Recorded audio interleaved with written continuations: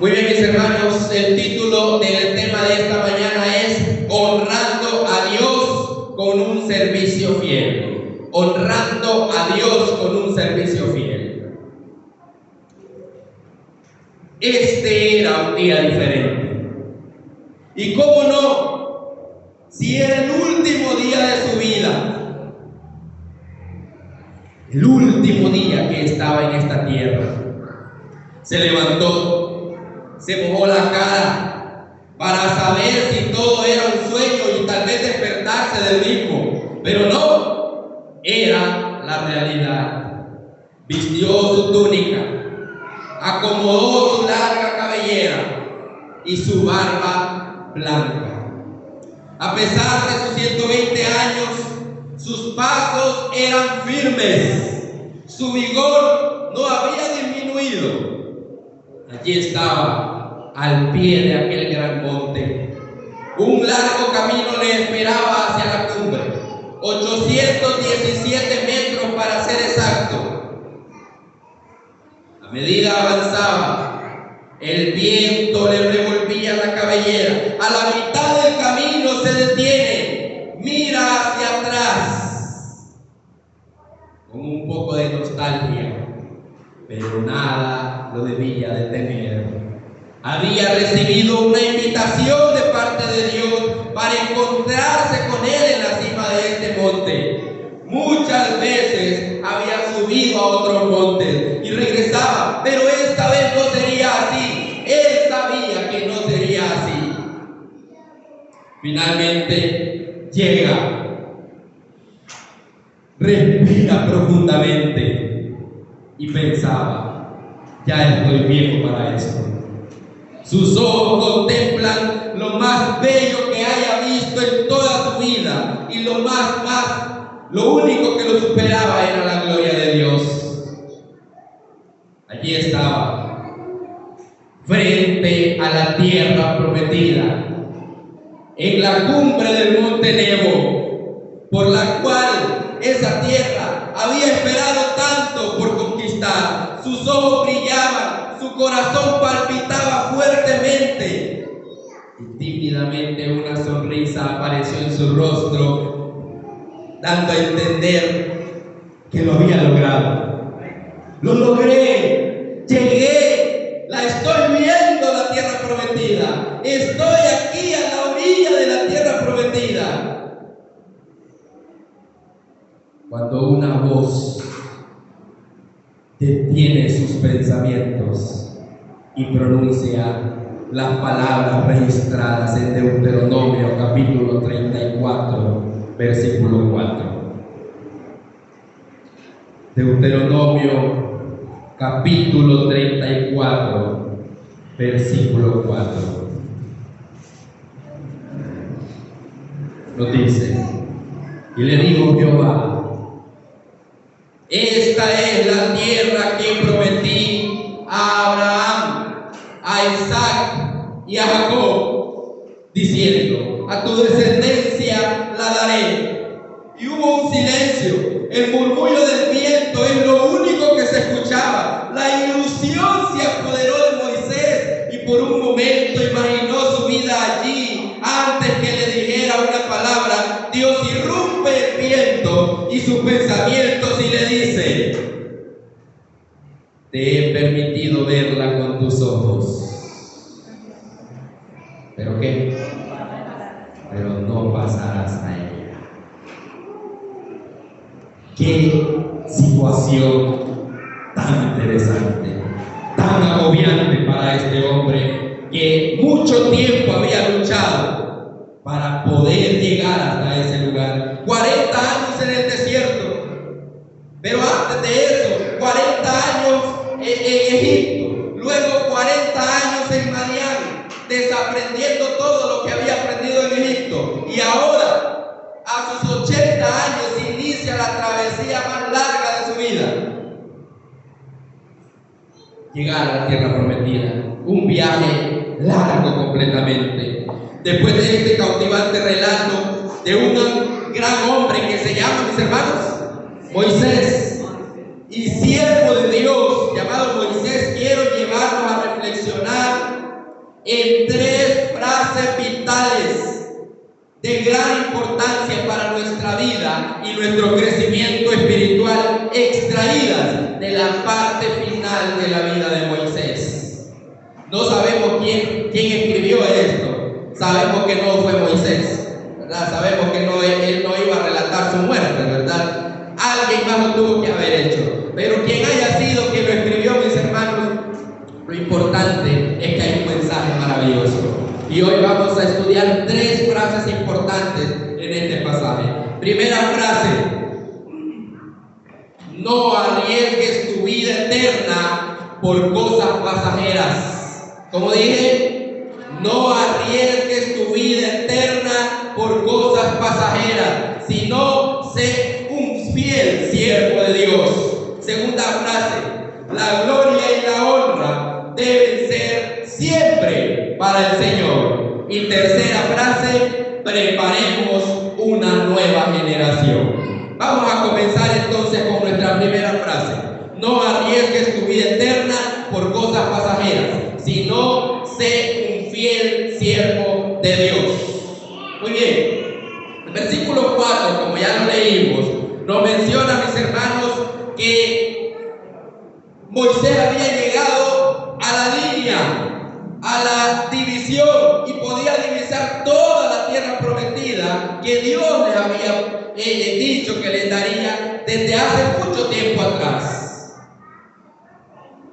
Y Dios le dijo: te he permitido verla con tus ojos, pero no pasarás a ella, no entrarás a ella. Y miren lo que dice el versículo, leamos desde el versículo 1 hasta el versículo 3 de Deuteronomio 34. Subió Moisés de los campos de Moab al monte Nebo, a la cumbre del Pisga, que está enfrente de Jericó, y le mostró Jehová toda la tierra de Galaad hasta Dan. El versículo 2: todo Neftalí, la tierra de Efraín y de Manasés, toda la tierra de Judá hasta el mar occidental, el Negev, el valle y la llanura de Jericó, ciudad de las palmeras, hasta Zoar. Es decir, Moisés tuvo una vista panorámica de todo lo que iba a ser el lugar donde iba a habitar el pueblo de Israel. Esa era la tierra que Dios había prometido. Pero las tristes palabras para Moisés fueron: la podrán ver tus ojos, pero no podrán pasarte allí, no podrás poner un pie allí. Mis hermanos, allí murió Moisés, dice el versículo 5. Allí murió Moisés, siervo de Jehová, en la tierra de Moab, conforme al dicho de Jehová. Qué interesante esta parte, mis hermanos. Allí murió este gran hombre de Dios, este gran siervo de Dios. La pregunta es: ¿qué hizo Moisés que no dejó que él pudiera entrar a esta tierra prometida, a la tierra por la que tanto había luchado? ¿Qué fue lo que hizo? Y quiero invitar a mis hermanos a ver lo que dice el libro de Números. Vamos a Números capítulo 20. El libro de Números, en el capítulo 20, y veremos algunos versículos de este pasaje. ¿Lo tenemos? Muy bien. Miren lo que dice el versículo 3. Versículo 3 dice ahí: y el pueblo se quejó contra Moisés diciendo: ojalá hubiéramos muerto cuando perecieron nuestros hermanos delante de Jehová. Ahí estaba el pueblo que Moisés dirigía, un pueblo que siempre se estaba quejando de toda cosa, un pueblo que siempre miraba lo negativo, aun cuando las cosas eran positivas. Mire qué interesante era este pueblo. ¿Será parecido a nosotros? Interesante. Miren, mis hermanos, veamos ahora del versículo 6 al versículo 12. Moisés y Aarón, apartándose de la congregación, fueron a la puerta del tabernáculo de reunión y se postraron sobre sus rostros. Entonces la gloria de Jehová se les apareció, y dijo Jehová a Moisés: toma la vara, reúne a la congregación, tú con tu hermano Aarón, y hablad a la peña. Miren la frase que Dios está utilizando. ¿Qué le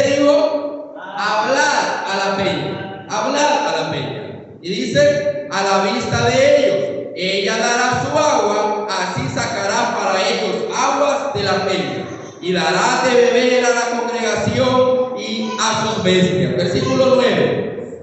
Entonces Moisés tomó la vara de delante de Jehová como él le mandó. Reunieron Moisés y Aarón a la congregación delante de las peñas, y él les dijo: oíd ahora, rebeldes, ¿haremos salir agua de esta peña para vosotros?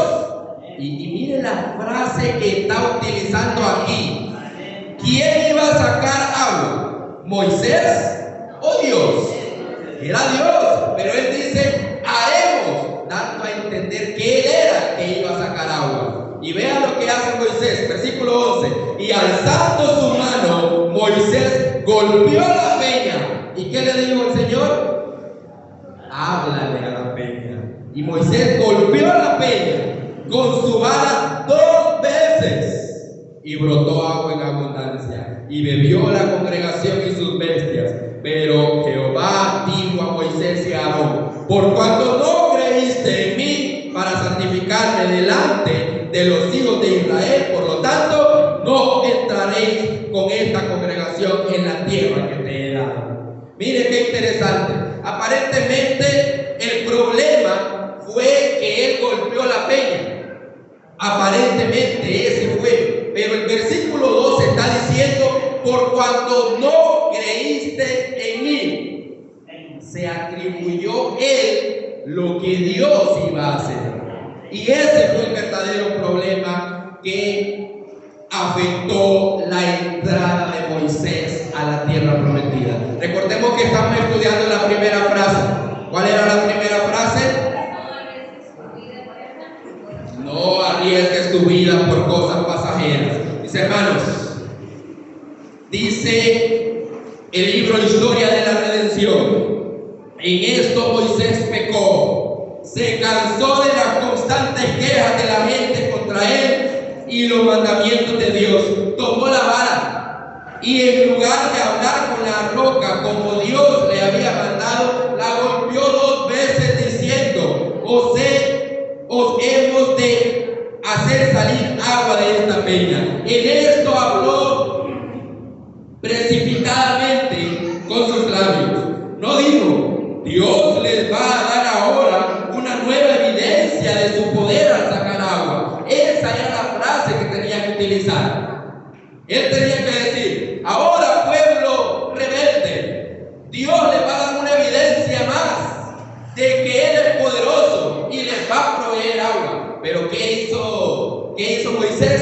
Moisés dijo, dice el texto: no adjudicó el poder y la gloria a Dios por el agua que salió de la peña. Por eso mismo no lo glorificó delante de la gente. Por causa de esta falla de Moisés, Dios no le permitió que condujera al pueblo a la tierra prometida. Mire, hermano, que una pequeña falla, una única vez, Moisés no le atribuyó la gloria al Señor. Una única vez Moisés no obedeció la orden del Señor. Satanás se alegró muchísimo de haber conseguido éxito al lograr que Moisés pecara contra Dios. Por causa de esta transgresión cayó bajo el dominio de la muerte. Y vea esta parte maravillosa, mis hermanos. Si hubiera seguido siendo fiel y su vida no hubiera sido malograda por esta única transgresión, al no dar gloria a Dios cuando salió agua de la roca, podría haber entrado a la tierra prometida y haber sido trasladado al cielo sin pasar por la muerte. Eso dice Historia de la Redención en la página 177, capítulo 2. Sin pasar por la muerte hubiera entrado a la tierra prometida. Pero él cometió un error. Y la lección de esta parte es, mis hermanos, que por muy pequeña e insignificante que parezca la locura que queremos hacer, no debemos de ninguna forma dejarnos cautivar por ella, porque ese pequeño error nos puede hacer perder perder la patria celestial. Mis hermanos, no permitamos que eso pase. Todos tenemos problemas de carácter, todos luchamos con algo en la vida. Sin embargo, debemos luchar constantemente para vencer en el nombre del Señor, para que siempre Dios sea glorificado en nuestra vida. Mis hermanos, Moisés fue un gran siervo de Dios. Moisés pudo haber tenido muchos títulos. A Moisés se le pudo haber llamado el príncipe de Egipto, se le pudo haber llamado el asesino de un Egipto, se le pudo haber llamado el pastor en el desierto, vocero de una nación, también hacedor de milagros, también Moisés el profeta, el hombre que vio la gloria de Dios, el hombre que vio las espaldas de Dios. A él se le podía haber dado muchos títulos, pero ¿saben que en el final de su vida resaltó un título en específico? Un título bastante interesante. Y leamos nuevamente el versículo 4 de Deuteronomio. Deuteronomio capítulo 34, versículo 5 sería. Deuteronomio 34, versículo 5. Lo dice: allí murió Moisés. ¿Qué dice ahí? Siervo de Jehová. Siervo de Jehová. Aunque él pudo utilizar muchos otros títulos y ostentar títulos que le iban a dar gran prestigio, él decidió utilizar o ser llamado siervo de Jehová. ¡Qué maravilloso, mis hermanos! El título fue simple, pero maravilloso, porque no hay un lugar más grande que aquel que vive para servir. Porque Dios dijo, que Jesús dijo, que nosotros no fuimos llamados para ser servidos, sino para servir. Esa es la misión más grande que nosotros tenemos. Esto debería ser suficiente para nosotros, queridos hermanos. Necesitamos nosotros comprender que debemos ser siervos de Jehová, siervas de Jehová, que vivimos para Cristo, que los títulos, por más grandes o fuertes que sean, humanamente hablando, no van a sustituir un título tan grande como es ser llamado siervo de Jehová. Y saben, decirlo es fácil, vivirlo es diferente. Porque ser llamado siervo no solamente es que me lo digan. Saben que en el ministerio pastoral en Honduras, y por lo menos en la asociación de donde yo soy, ahí entre los pastores hay un grupo que se llama siervo. Hola siervo, ¿qué tal? Oh, mucho gusto siervo. Y a mí se me ha quedado esa palabra de tratar a mis compañeros que estudian teología como así, con esa palabra, siervo. Pero ¿saben? Decirle es fácil. Ser un siervo es otra cosa diferente. Siervo con eso de servir. Mis hermanos, si uno es verdaderamente siervo de Jehová, se puede demostrar con una simple prueba, por cómo se reacciona cuando alguien lo trata como un siervo. Hay un pastor que yo escuché hace un tiempo, Pastor José Vicente Rojas. Él estuvo asesorando a presidentes de los Estados Unidos, pero él, no sé si alguien lo ha visto ahí o lo conoce en persona o lo ha visto en televisión, es un pastor que tiene un gran bigote, un bigote bien grande, Vicente Rojas. Él fue director mundial de jóvenes y él es muy jovial, pero muy inteligente también. Y lo contrataron para ser asesor de varios presidentes, como de 2 o 3 presidentes de los Estados Unidos. Y en cierta ocasión dice él que él iba entrando a la Casa Blanca. Y entonces, como él iba con su bigote, una camisa, dice que le dijeron, tráigame por favor una taza, que ocupaban una taza. Entonces dice, pero yo cómo voy a traer eso, ¿dónde está? Y entonces después cuenta él, miren mis hermanos, me confundieron con un siervo, me confundieron con un trabajador. Qué privilegio que me confundan con un siervo. Y saben, mis hermanos, Nosotros debemos sentirnos privilegiados cuando alguien nos invita a servir, cuando alguien nos da la oportunidad de servir, porque estamos ejecutando el título que deberíamos de llevar, siervos de Jehová. Mis hermanos, esta es el desarrollo de la primera frase que hemos analizado. ¿Cuál era la primera frase, mis hermanos? Bien, no arriesgues tu vida eterna por cosas pasajeras, sino sé un fiel siervo de Jehová. Esa es la primera frase. Vamos a la segunda frase. La gloria y la honra siempre deben ser para el Señor. Esa es nuestra segunda frase. Y leamos Deuteronomio 34, versículo 6 y versículo 7.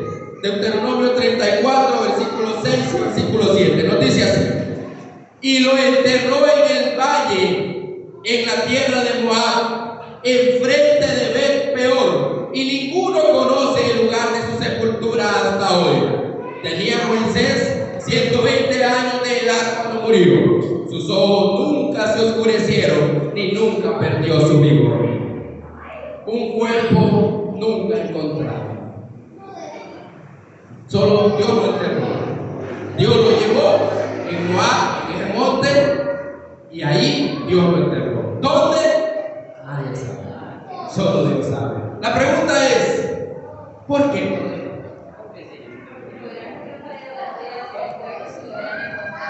Mire qué interesante. Gracias, hermana, por compartir eso.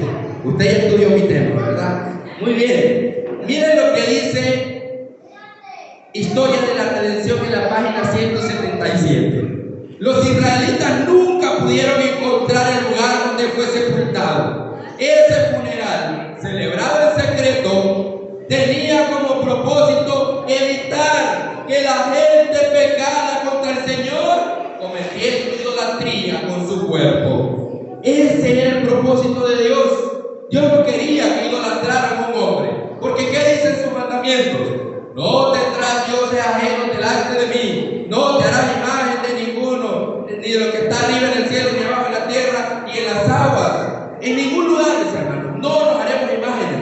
No debemos tener otro tipo de Dios, ni mucho menos una persona para adorar. Dios no quiso que los israelitas tuvieran el cuerpo ni la tumba de Moisés para que no lo idolatraran o veneraran, como sucedió tiempo después en la iglesia. Y saben, mis hermanos, un día leyendo el libro Los secretos de Daniel de James Duncan, dice que en la introducción de ese libro menciona que en una aldea llamada, una aldea iraquí que estaba en conflicto con otra a las orillas del río Touser, y el problema no era petróleo, el problema era un asunto interesante. Los aldeanos creían que los huesos del profeta Daniel daban bendición a la tierra donde esos huesos estaban enterrados. Entonces, con envidia, estos aldeanos quisieron crear un conflicto con el otro pueblo, porque en su tierra estaban los huesos de Daniel enterrados, y esa tierra estaba prosperando, y ellos no estaban prosperando. Entonces iba a haber un conflicto, iba a haber una guerra, pero llegaron a un acuerdo, y el acuerdo fue que un año lo tenían ellos y otro año lo tenían los otros, y estaban ahí enterrando y desenterrando, enterrando y así y allá, hasta que llegó el rey Sargasach, que visitó el lugar y consideró que esa era una deshonra para el profeta, y por lo tanto ordenó que el féretro se colocara en un puente, que la mitad del féretro estuviera para esta tierra y la mitad para la otra tierra, para que la bendición les sirviera a los dos y los dos pueblos prosperaran. Mis hermanos, es interesante esa historia, pero ¿saben que eso mismo hubiera ocurrido con Moisés? Eso mismo hubiera ocurrido con Moisés. porque este pueblo de Israel, era un pueblo dado a la idolatría en gran manera. Y veamos un ejemplo. Vamos al libro de Números, capítulo 21, versículo 9. Números 21, 9. Miremos este ejemplo interesante de cómo este pueblo le gustaba vivir en idolatría. ¿Lo tenemos? Muy bien, dice así: hizo Moisés una serpiente de bronce y la puso sobre un asta, y cuando alguna serpiente mordía a alguien, éste miraba a la serpiente de bronce y ¿qué pasaba? Y vivía. Esta serpiente es la única ocasión que la serpiente representa ¿a quién? A Cristo. Miren qué interesante, no lo tocamos en la lección, pero esa serpiente representaba a Cristo. ¿Por qué representaba a Cristo esa serpiente? Porque cuando Jesús vino a esta tierra, mis hermanos, Él se hizo pecado, completamente pecado, por amor a mí y por amor a usted. Entonces, esa serpiente que representa el pecado, que representa a Satanás, también Jesús se hizo pecado por amor a nosotros. Por eso, en esa ocasión es representada Jesús por una serpiente. Ahora, esa serpiente, mis hermanos, siguió allí, esa serpiente de bronce, siguió allí entre el pueblo. Y como sirvió de alguna manera de ayuda y de sanación, y bueno, estudiando un poco ahí dicen que la serpiente es un símbolo de sanidad. Incluso hay un logo, creo que es el de medicina, ¿verdad? Que aparece una serpiente ahí, porque representa la sanidad. Pero vamos al segundo libro de Reyes. Segundo libro de Reyes, capítulo 18, versículo 4. Miren lo que dice este texto. Segundo de Reyes 18, 4. ¿Lo tenemos? Nos dice: quitó, y ahí está hablando de la reforma de Ezequías, la reforma que ejecutó el rey Ezequías. Quitó los lugares altos, quebró las imágenes, rompió los símbolos de acera e hizo pedazos ¿el qué? La serpiente de bronce que había hecho Moisés, porque hasta entonces los hijos de Israel le quemaban incienso. ¿Cómo ven esa situación, hermanos? Sí, le pusieron nombre Neustán.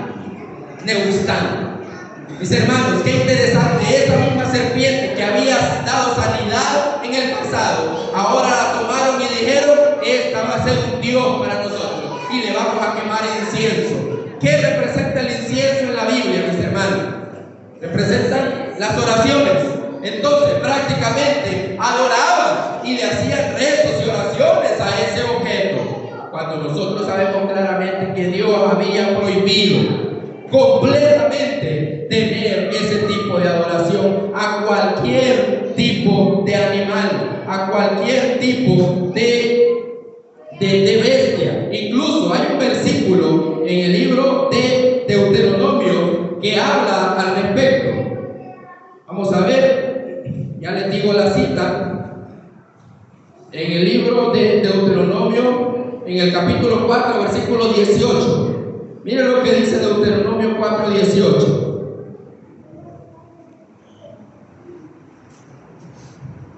Nos dice así. Vamos a leer desde el 17.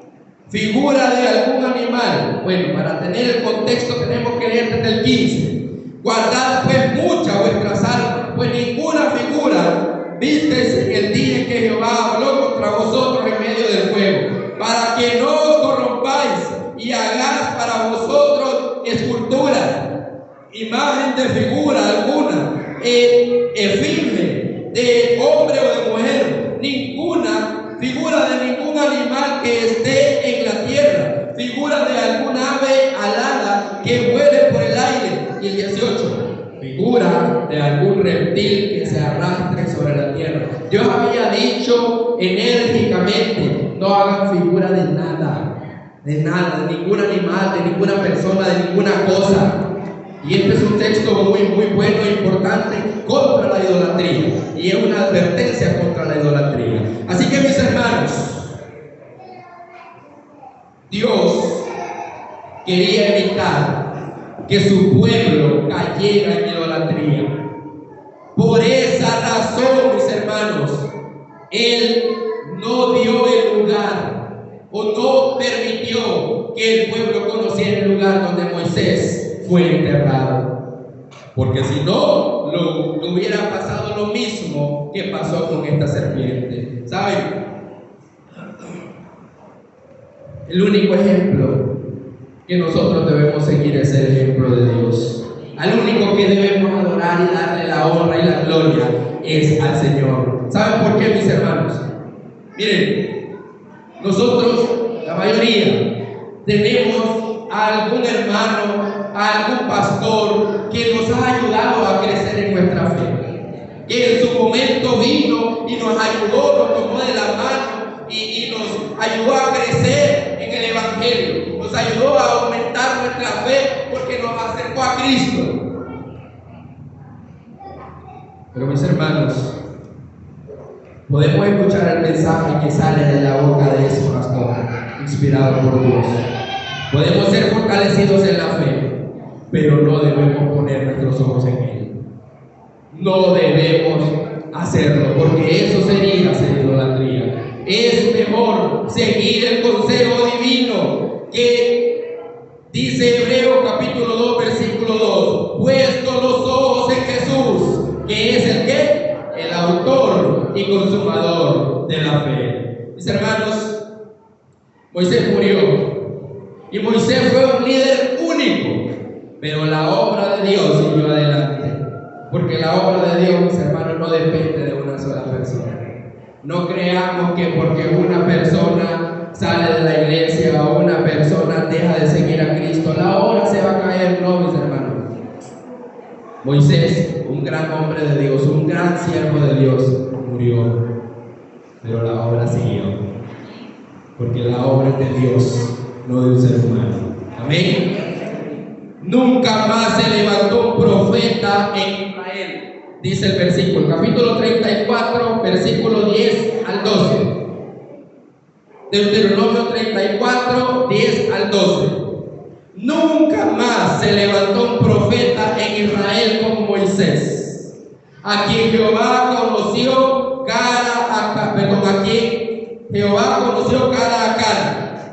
Nadie como él por todas las señales y prodigios que Jehová le envió a hacer en la tierra de Egipto, contra el faraón y todos sus siervos y contra toda su tierra, y por el gran poder y los hechos grandiosos y terribles que Moisés hizo a la vista de todo Israel. ¿Quién fue que sustituyó a Moisés? Josué, hijo de Nun. Miren, él fue un líder capaz, un líder visionario, un líder muy bueno, pero la obra de Dios no disminuyó, sino que avanzó. Y saben, aun cuando este otro hombre hizo una labor diferente a la de Moisés, aun cuando Josué atacó más de 31 reyes para conquistar esas tierras, no se quitó el legado que Moisés había dejado. Porque Moisés ya había puesto una base y sobre esa base trabajó Josué. Lastimosamente el libro de Jueces comienza diciendo que el pueblo se apartó completamente y después de Josué no hubo un líder que liderara con poderío, con audacia, como lo había hecho Moisés y Josué. Pero mira lo que dice el deseado de toda la gente en la página 153, capítulo 3. O párrafo 3, perdón.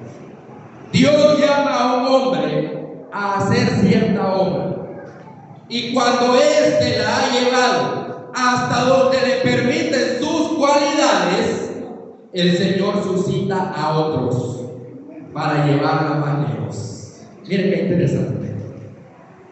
Cuando éste ha llegado a donde sus cualidades le permiten, entonces el Señor levanta a otra persona para que la obra siga avanzando, para que la obra siga creciendo, porque la obra no depende de un ser humano, la obra depende de nuestro Señor. Mis hermanos, pero como los discípulos de Juan, muchos creen que el éxito depende del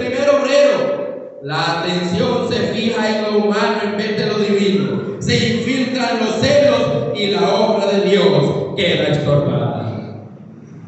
La página 154 del mismo libro dice: la obra de Dios no ha de llevar la imagen e inscripción del hombre.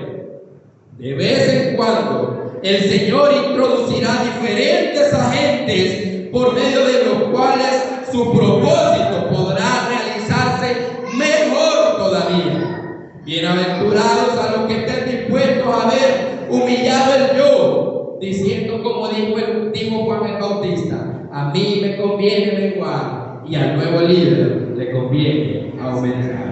Mis hermanos, esa debe ser la actitud de todo buen líder, porque la obra no depende de un ser humano, porque la honra y la gloria siempre se le debe dar al único que la merece, que es nuestro Dios y Padre Celestial. Tercera frase: preparemos una nueva generación. Miren lo que dice Deuteronomio 34:9. El 8 dice que lloraron a Moisés. Lloraron 30 días a Moisés. 30 días. Pero el versículo 9 dice: Josué, hijo de Nun, estaba lleno del espíritu de sabiduría. Moisés había puesto su mano sobre él, y los hijos de Israel lo obedecieron, haciendo como Jehová mandó a Moisés. Miren qué maravilloso, mis hermanos. Moisés dedicó parte de su vida a instruir a Josué, porque él sabía que él no era eterno. Él sabía que en algún momento iba a morir y en alguien debía dejar la obra del Señor. Entonces él dedicó y preparó y ayudó y dirigió a Josué para que fuera él quien tomara el puesto cuando Moisés faltara. Mis hermanos, cada líder debe poner las manos, debe instruir a una nueva persona, a los niños, a los jóvenes. Los líderes debemos hacerlo, mis hermanos. Debemos instruirlos, debemos dar autoridad a ellos también, porque en un momento ellos serán los que tomarán el control de la iglesia. Moisés lo tenía muy claro. Debemos nosotros invertir en la siguiente generación. Los jóvenes y niños no solo son el futuro, sino que también son el presente. Brindémosle amor, cuidado y entrenamiento para que ellos un día sigan adelante con esta obra. ¿Por qué? Porque esta obra no se terminará sino hasta cuando se cumpla lo que dice Mateo 24:14, que nos dice: y será predicado el evangelio del reino en todo el mundo para testimonio de las naciones, y entonces vendrá el fin. Hasta allí culminará. Mientras ese fin no llegue, necesitamos instruir a una nueva generación, mis hermanos. En conclusión, este día el Señor nos ha mostrado 3 frases, 3 consejos que debemos seguir para honrar y glorificarlo siempre. Número 1: no arriesguemos nuestra vida por cosas pasajeras. Seamos fieles a un fiel siervo de Dios. En este mundo, mis hermanos, vamos a tener muchos distractores, muchísimos distractores. Hay muchas cosas que pueden desenfocarnos. Identifiquemos cuál es ese distractor que nos puede hacer perder la vida eterna y entreguemos por completo nuestra vida al Señor. No permitamos que esas pequeñas cosas, esos pequeños detalles que parecen insignificantes, nos hagan perder la vida eterna. Número 2: la gloria y la honra siempre debe ser para el Señor. Cuando usted vea, mis hermanos, cuando usted vea un milagro del Señor, o cuando usted ora por un enfermo y ve que ese enfermo se sana, no crea que es usted, no crea: ay, mi oración es poderosa y voy a ir a orar por otro para que sane. Hermano, no es usted, es Dios. No es usted, es Dios. Siempre ha sido Dios, porque nosotros solo somos polvo, pero Dios es el todopoderoso creador. Por eso Él merece la honra y la gloria. Y en tercer lugar, preparemos una nueva generación. para que la obra siga. Y el Señor se encargará de instruir, ayudar y capacitar a ese líder para que la obra siga avanzando. Amada iglesia, tenemos un gran reto por delante. Por eso, procuremos avanzar en la dirección correcta. Procuremos avanzar en la dirección que nos lleva a la patria celestial. No sé cuándo volveremos a vernos, mis hermanos, pero yo sí quiero decirles algo. Si no nos vemos aquí, no permitamos que las cosas pequeñas nos hagan perder nuestra siguiente cita más importante, que es la patria celestial.